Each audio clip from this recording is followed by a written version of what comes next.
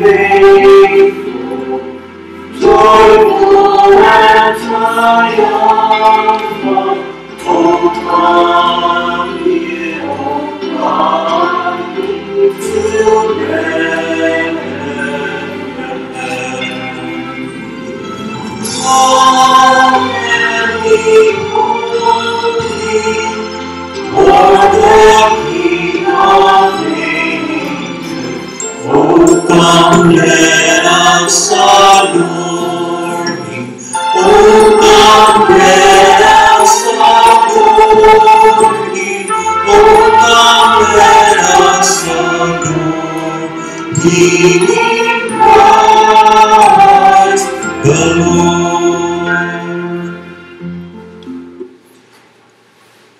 Sa ngalan ng Ama at ng Anak at ng Espiritu Santo. Ang pagpapala ng ating Panginoong Jesucristo, ugat ng saya sa buhay, ang pag-ibig ng Diyos Ama at ang pakikipagkaisa ng Espiritu Santo ang nagpapasaya ay sumainyong lahat. Mga kapatid, anim na araw na tayo sa simbang gabi at talagang malapit na tayo sa pagsilang ng ating Panginoon.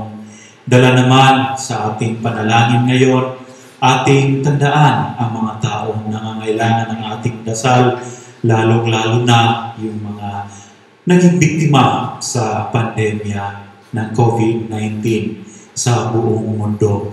Atin silang ipanalangin sa banal na misa na ito. Kasama na rin sa ating panalangin ang kaluluwa ni Nelly Belmonte Manao.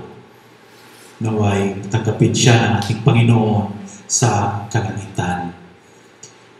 Mga kapatid, bago natin simulan ang banal na misang ito, atin ngayong gagawin ang novena.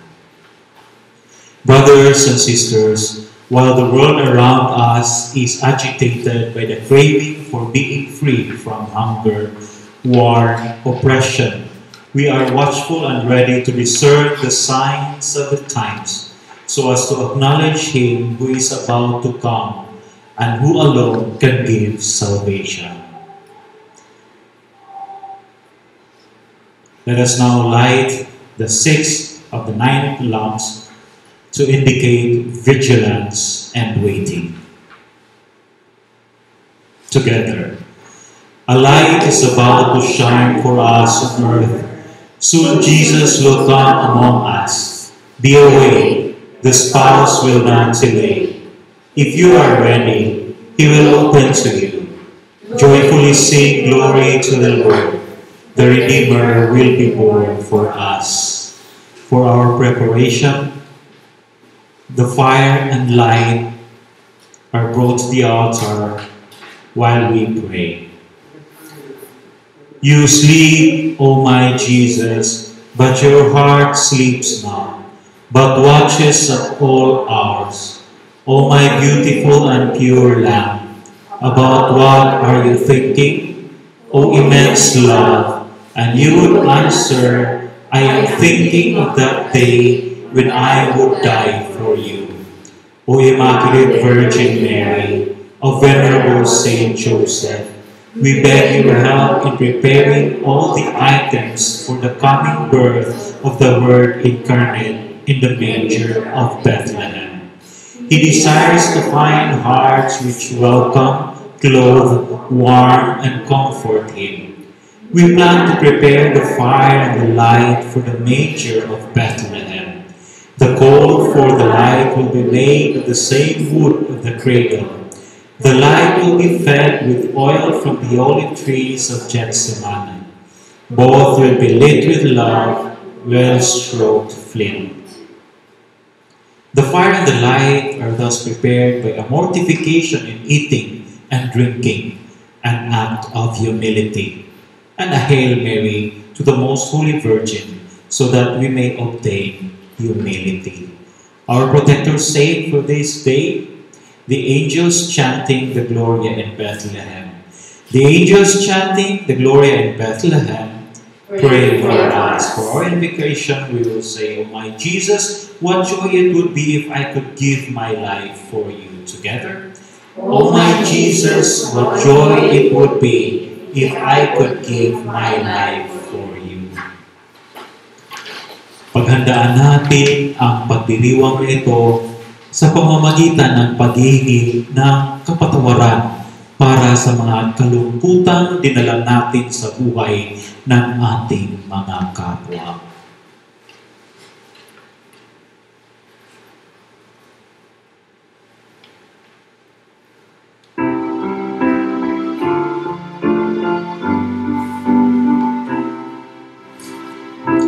As we prepare for the coming of the Lord, we recall our faults and beg His mercy.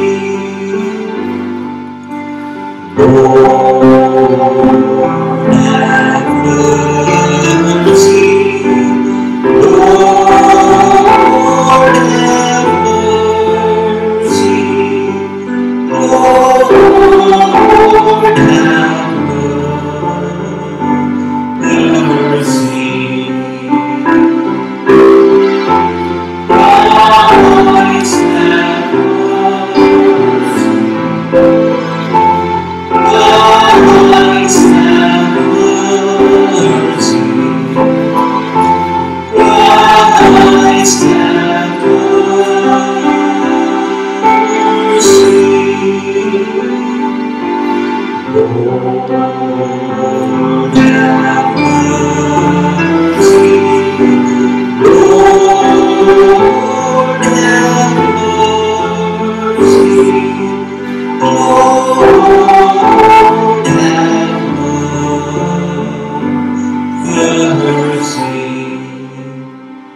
Kawatay ng mga Panginoong Diyos, patawarin tayo sa ating mga kasalanan at dalhin tayo sa buhay na walang hanggan. Amen. Amen.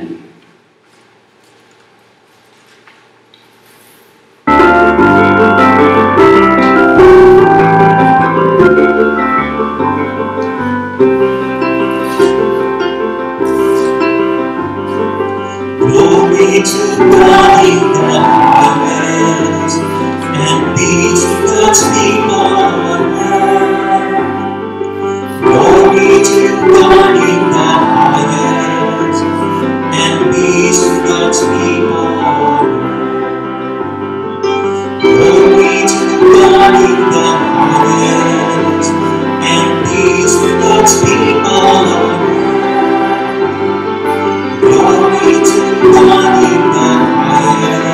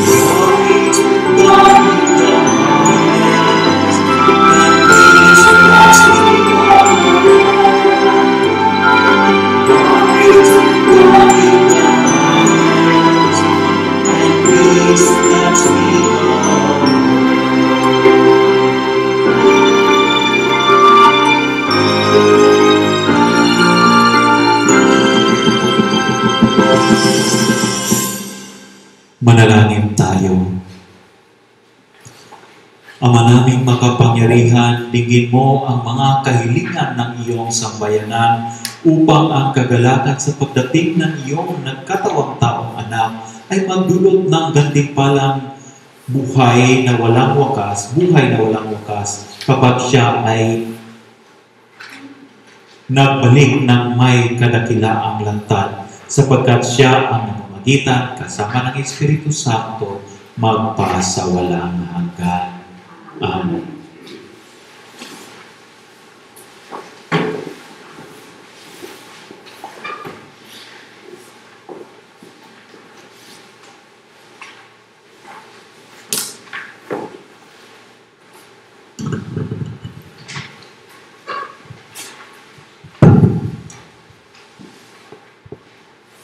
Unang pagbasa. Pagpapahayag mula sa aklat ni Propeta Sophonias. Umawit ka ng malakas, lungsod ng Sion. Sumigaw ka, Israel. Magalak ka ng lubusan, lungsod ng Jerusalem. Ang mga nagpaparusa sa iyo ay inalis na ng Panginoon, at itinapon niya ang iyong mga kaaway. Nasa kalagitnaan mo ang hari ng Israel, ang Panginoon. Wala nang kasawiang dapat pang katakutan. Sa araw na yaon ay sasabihin ng Jerusalem, huwag kang matakot, Sion. Huwag manghina ang iyong loob. Nasa piling mo ang Panginoong iyong Diyos. Parang bayaning nagtatagumpay, makikigalak siya sa iyong katuwaan, baguhin ka ng kanyang pag-ibig at siya'y masayang aawit sa laki ng kagalakan gaya ng nagdiriwang sa pista. Ang salita ng Diyos. Salamat sa Diyos. Salmong tugunan. Panginooy papurihan ng tapat niyang sambayanan. Tugon.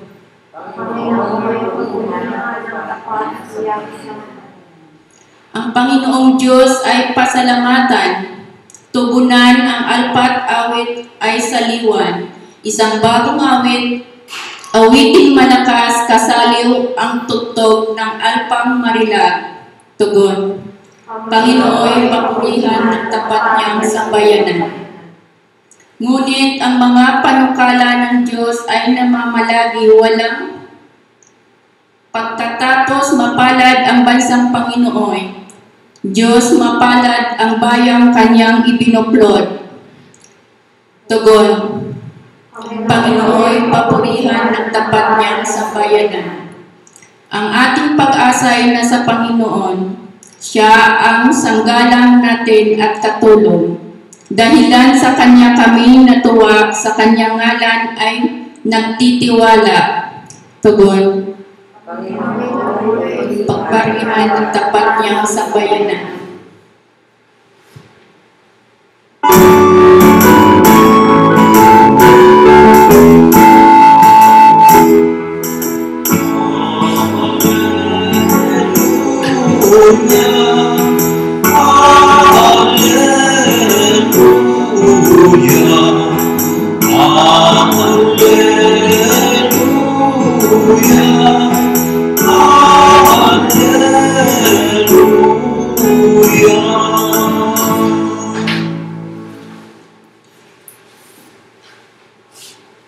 Emmanuel, na hari namin, halina kami sa gipin at utos mo'y tutuparin.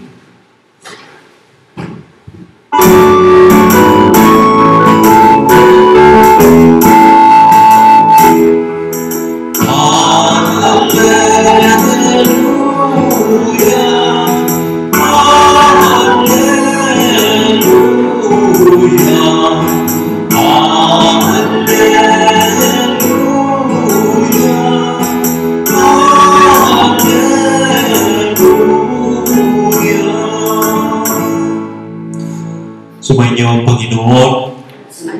Ang mabuting balita ng Panginoon ayon kay San Lucas. Papuri sa iyo, Panginoon. Si Maria ay nagmamadaling pumunta sa isang bayan sa kabululan ng Judea. Pagdating sa bahay ni Zacarias, binati niya si Elizabeth. Nang marinig ni Elizabeth ang bati ni Maria, naggagalaw ang sanggol sa kanyang tiyan. Napuspos ng Espiritu Santo si Elizabeth at buong galak niyang sinabi, "Bukod kang pinagpala sa babaeng lahat at pinagpala naman ang iyong dinadalang anak. Sino ako upang dadalawin ng ina ng aking Panginoon? Sapagkat pagkarinig ko ng iyong bati ay naggagalaw sa tuwa ang sanggol sa aking tiyan. Mapalad ka sapagkat nanalig ka matutupad ang ipinasabi sa iyo ng Panginoon." Ang mabuting balita ng Panginoon. Pinupuri ka namin, Panginoong Jesucristo. Mga kapatid, pang-anim na gabi na tayo at tayo nagagalak dahil mula pa sa simula ng unang araw hanggang ngayon ay nandito pa rin tayo. Lalong-lalo na yung mga kababayan natin, ating mga kapatid na patuloy na sumusubaybay sa atin ngayon, live online streaming sa buong mundo. No? Sayang, walang internet siguro sa Mars. Sana may sumusubaybay din sa atin sa Mars. Ngayon po, sa panahon ng COVID-19, talagang pinahirapan tayo. Ngunit huwag nating titingnan na ito po ay kamalasan. Hindi po ito kamalasan. Lahat po na ito ay talagang pinagkaloob ng Panginoon dahil meron siyang gustong mangyari. No? Tayo pa rin magpasalamat kung gaano tayo na kahirap, gaano tayo nahihirapan sa mga panahon na ito. Meron isang employer ng isang malaking kumpanya, isang pabrika, na naghahanda siya sa kanyang mga ang kapal-kapal na mga application, mga resumes ng mga nag-a-apply. At binigay ito, nagdagdag pa yung secretary sa kanya ng iilan. No? At nung natanggap ng employer na yun, random lang siyang kumukuha ng mga application at tinatapon niya sa basura. Paisa-isa, kuha, tapon, kuha, tapon, kuha naman tapon. Tapos minsan ganun kakapal, kinuha niya, tinapon. Sabi ng sekretarya, nagtaka siya, "Sir, bakit niyo yan ginawa?" Sagot naman ng employer, "Ayoko tumanggap ng mga taong malas." Tama nga naman. Dahil kung hindi niya tinapon niya yun, malas yung mga tao na yun. Hindi yun matanggap, di ba? Mga kapatid, sa kasaysayan ng ating pananampalataya, ang daming binibiyayaan ng Panginoon. Taliwas naman ito sa sinasabi ko, mga minalas.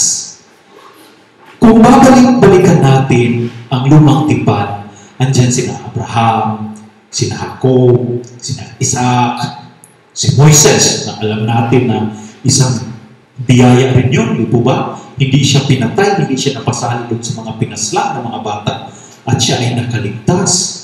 Hindi lang siya. Kung makikita rin natin, may mga propeta tulad ni Daniel, na alam natin ay pinapakain siya sa mga leon, ngunit hindi siya kinain. Di ba? Laking swerte, no? Ang dami-daming mga kapatid natin na kinagat ng mga aso nga, di ba? So siya, si Daniel, hindi siya ginalaw. Si Haring David, higante ang kanyang kalaban, ngunit natago niya ito. Ang laki-laking biyaya.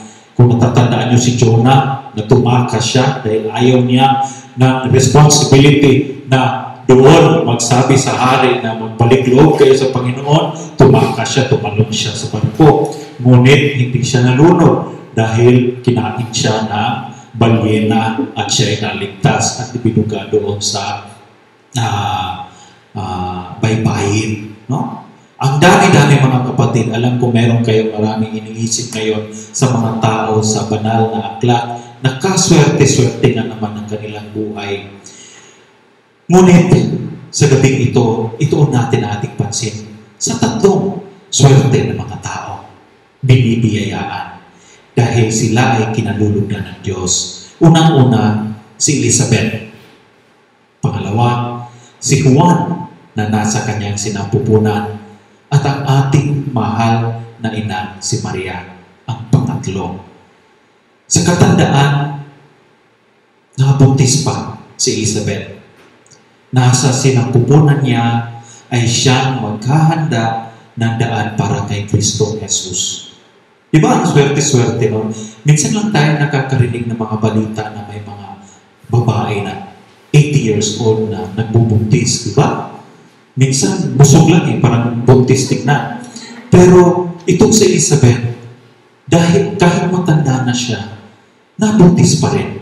Dahil may hinanda ang Panginoon para sa kanya at para sa mundo, para sa sangkatauhan. Ito namang pangalawa, ang bata, si Juan.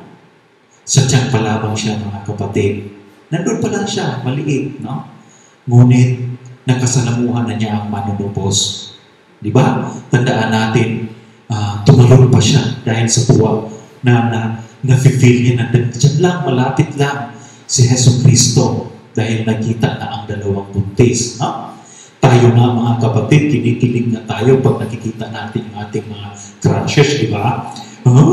Nandyan siya, si Yung Bin, sino pa yung iba, no? Na gusto-gusto natin, ang mga artista.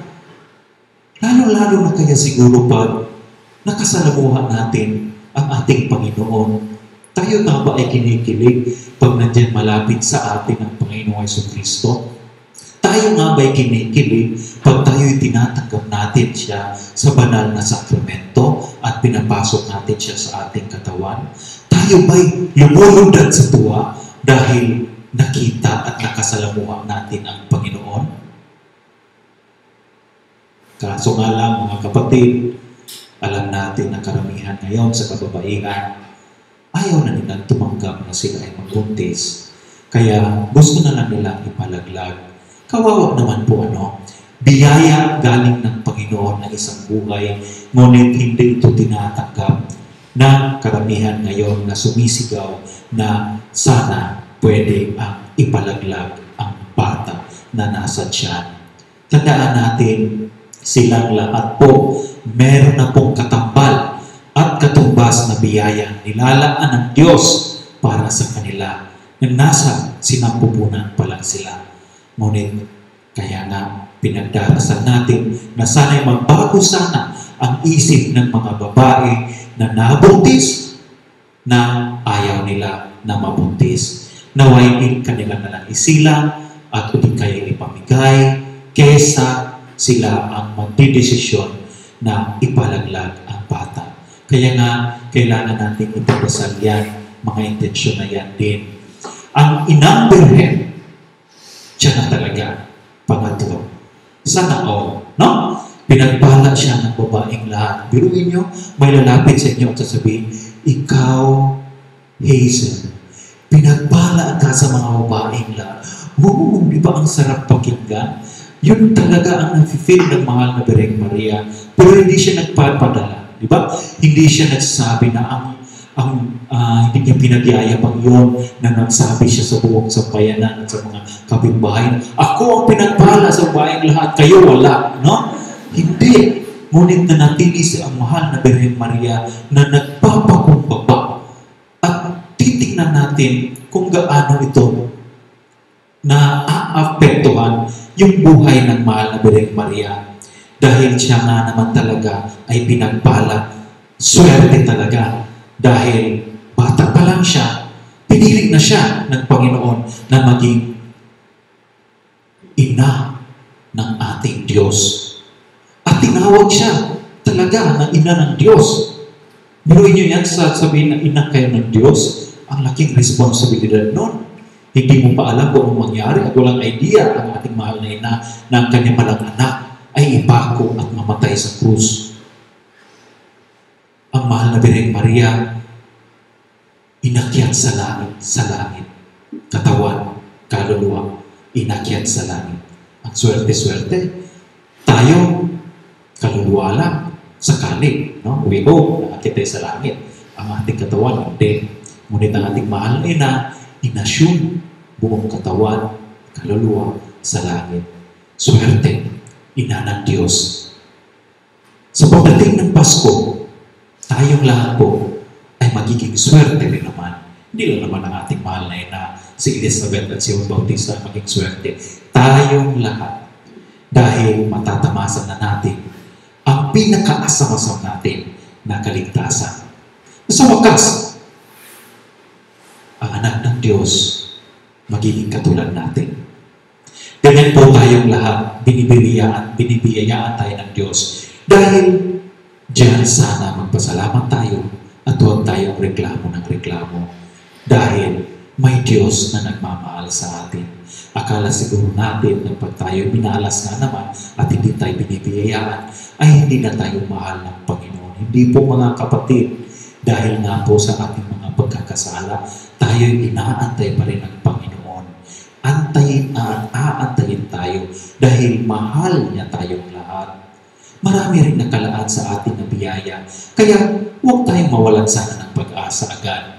Sa hirap ng buhay ay matuto tayong tumingin sa ating mahal na ina na sa hirap ng pagdadalang tao ay nagawa pa rin niyang maglakad ng malayo at tutulong sa kanyang pinsan na si Elizabeth. Kaya isa sa diwa ng Pasko ay ang pagtutulungan at pagbabahagi sa kung anong meron tayo para sa iba. Naway gawin natin yan sa Pasko na ito. Hindi na tayo isip kung anong pwede natin tatanggapin, kung sana rin mag-isip tayo kung anong pwede natin ibigay. Totoo nga naman na may iba na nakakalamang sa buhay. Tama po yan. Iba mayaman, iba guwapo, mas maganda, no? Marami rin namang talagang nainggit sa akin. Joke lang po. Yun ang joke. Pero, tandaan rin natin mga kapatid na para tayo si Juan. Lulundag tayo at lulundag ng tuwa dahil alam natin na nasa atin ang Panginoon. Malapit sa atin ang Panginoon at palaging nag-aantay sa atin ang Panginoon. Sino bang hindi siswertehin pa ganyan na inaantay ka? At sinong nag-aantay sa iyo? Ang Panginoon? Sinong nagmamahal sa iyo? Ang Panginoon? Sana mga kapatid, Diyos lang ay sapat